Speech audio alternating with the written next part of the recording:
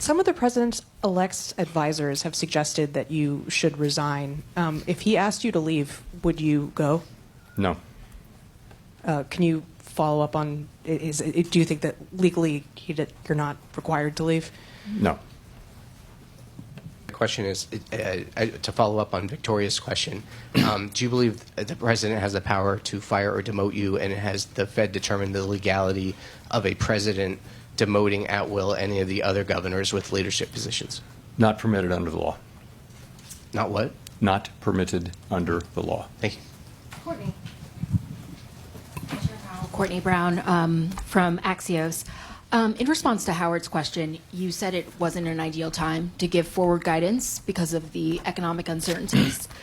Can you lay out what some of those uncertainties are and whether or not it includes some of the proposals that the president-elect has put out on the campaign trail? Tariffs, for instance? No, I was not referring to the new administration's policies at all, nor will I today. So what I'm just saying is, as we look ahead, we know, and I mentioned this in my statement, that the risks are two-sided.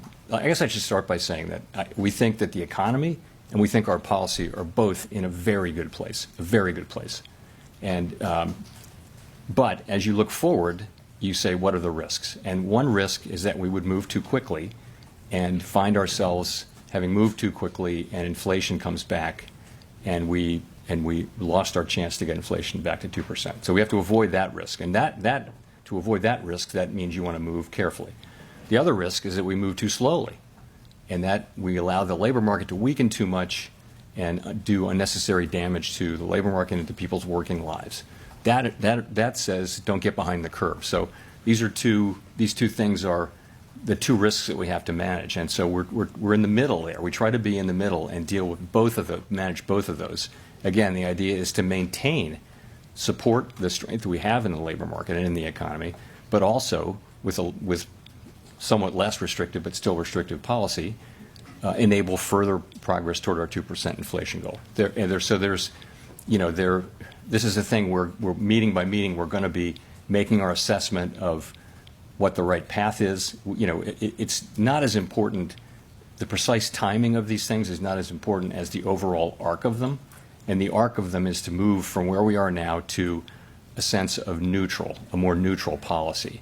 We don't know exactly where that is. We only know it by its works. We're pretty sure it's below where we are now. But as we move further, there will be more uncertainty about where that is, and we're going to move carefully as this goes on, so that we can increase the chances that we will get it right. Simon. Thank you, Chair Powell. Simon Rabinovich with The Economist. I know you don't want to share your decomposition of bond yields, but if you look at the break-evens, it is clear that longer-term inflation expectations do seem to have risen up at about 2.5%, for example, on the 5-year. That's up half a point from when you cut in September. Do you have any concern at all that longer-term inflation expectations are de-anchoring, or put another way, are anchoring at a slightly higher level? Thanks. So we would be concerned if we thought we saw longer-term inflation expectations anchoring at a higher level.